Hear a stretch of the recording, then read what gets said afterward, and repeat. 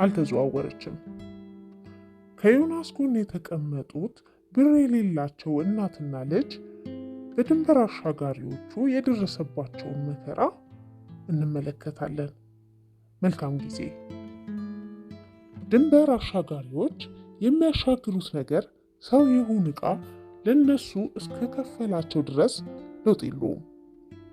ካልከፈለ ቢፈልጉ ከነነፍሱ አሊያም ሬሳውን የትም ጥለው ለመሄድ አያመነቱም።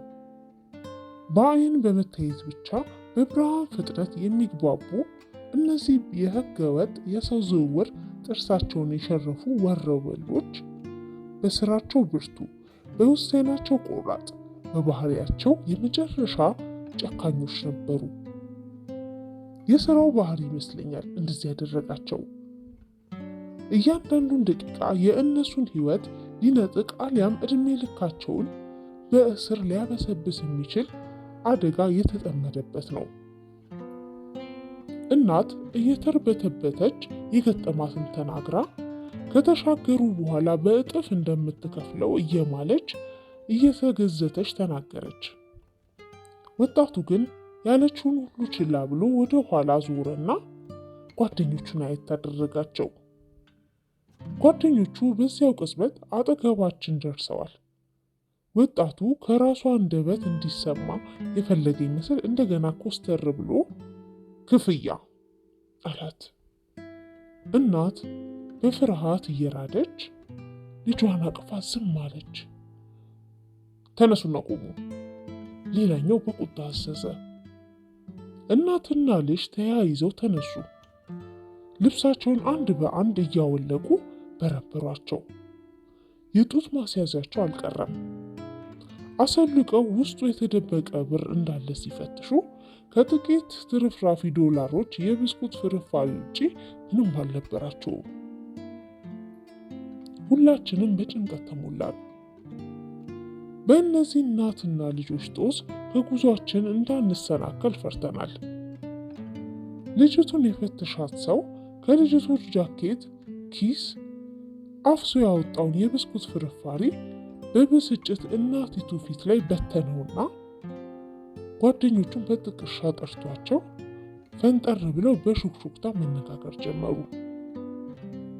ባወሩ ቁጥር ዞር እያሉ ስለሚገለማመጡ እናትና ልጅ ሰውነታቸው ይንቀጠቀጥ ነበር። በኋላ እናቲቱን ጠይቄ እንዳወቅኩት እናትና ልጅ በድብቅ ካረፉበት ቦታ ድንበር አሻጋሪዎች ጋር ወደሚገናኙበት ቦታ ሲሄዱ ከጉሪዋ እንደወጣች አይጥ በአንድ ፖሊስ ይያዛሉ።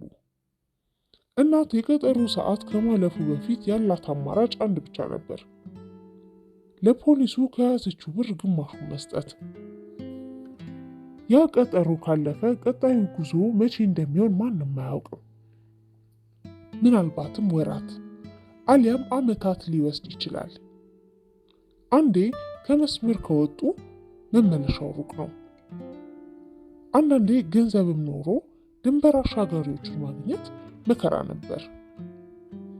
ምክንያቱም በሚያውቁት ሰው በኩል ካልሆነ ማንንም አያገኙም።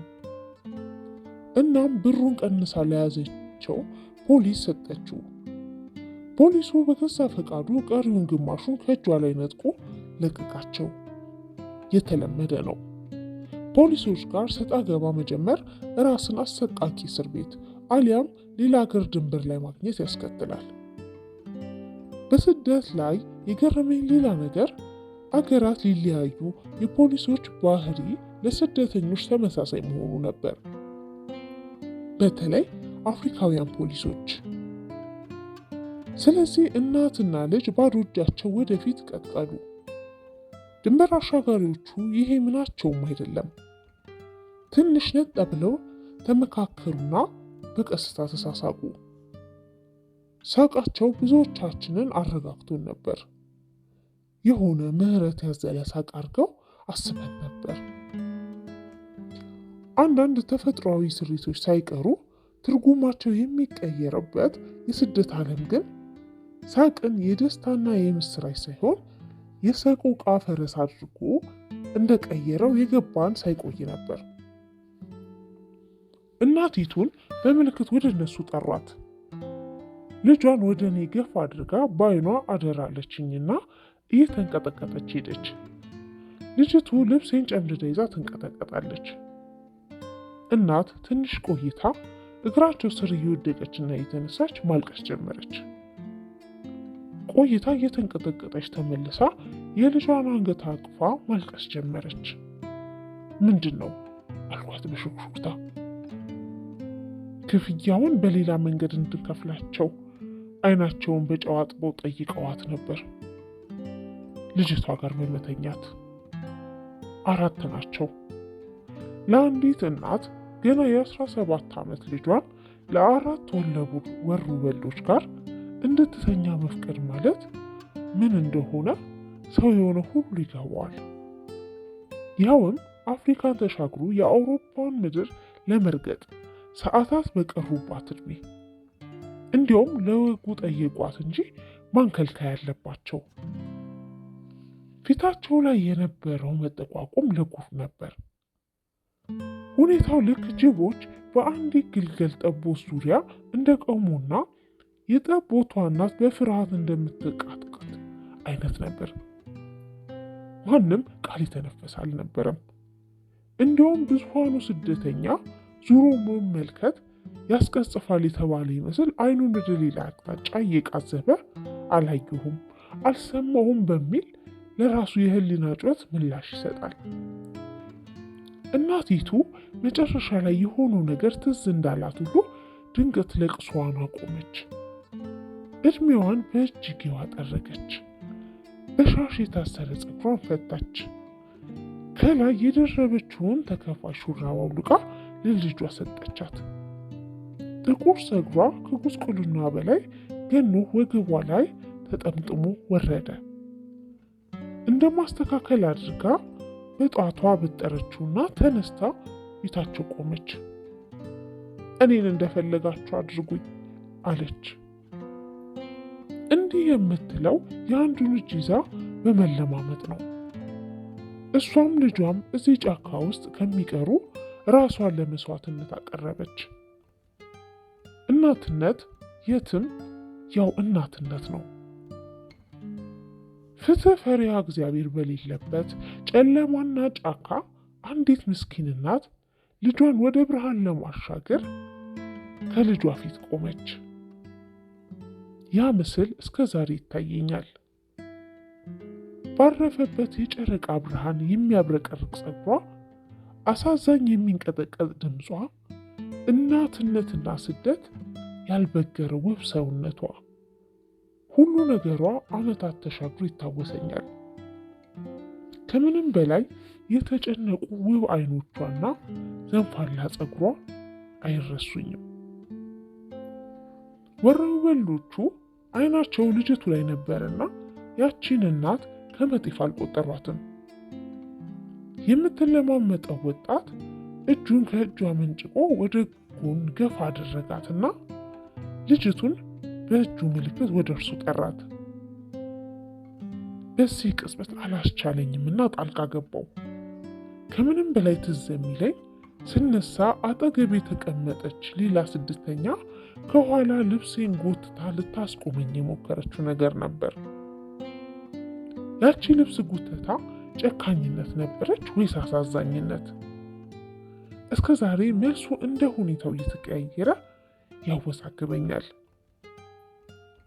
ስሜታዊነት ለክፉ ብቻ ሳይሆን ለበጎነት የሚያነሳሳል መቼስ።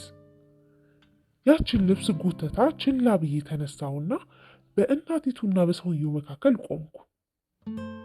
ከየት እንደመዘዘው ያላየሁት ሽጉጥ እያሳየኝ ተቀመጥ አለኝ በቁጣ። እዚያው የቆምኩበት ተንበረከኩና የጎደላትን እኔ ሞላለሁ አልኩ፣ የያዝኩትን ብር እያሳየው። በጥላቻ አይን ገረመመኝና ወደ ጓደኞቹ ዞሮ በምን ቸገረን አይነት ትከሻቸውን ሰበቁ። ራመድ ብሎ በእጅ የያዝኩትን ብር መንጭቋየው። ትንሽ ዝምታ በመካከላችን ሰፍኖ ቆየና መለስ አለ። ምናልባት ብሩን ተቀብለው ያሰቡትን ለማድረግ አስበው ይሆናል። ብቻ ውጥረቱ ረገብ ብሎ እናትና ልጅ ኩስስ ብሎ ተቀመጡ። መብረቅ የሳታቸው ነበር የሚመስሉት። እኔንም ወደ ቦታዬ ተመለስኩ። ውሳኔ ካፌ ከወጣ በኋላ ራሴን አስደንግጦኛል። ይሄ ማለት በብዙ ጥናትና ቁጠባ ከያዝኳት በመንገዴ ልክ የተሰፈረች ገንዘብ የኔን ክፍያ ለእናትና ልጅ ሰጥቼ በዚያች የተረገመች ጠረፍ ከተማ ያለ ሕጋዊ መኖሪያ ፈቃድ ለሳምንታት ወይም ለወራት ምናልባትም ከዚያ በላይ ወይም ዘላለም ለመቆየት በራሴ ላይ ፈረድኩ ማለት ነበር። ብር የማገኝበት ምንም መንገድ አልነበረም። ምንም። እዚህ ላይ ያቺ የልብስ ጉተታ ልክ ነበር እችላለሁ።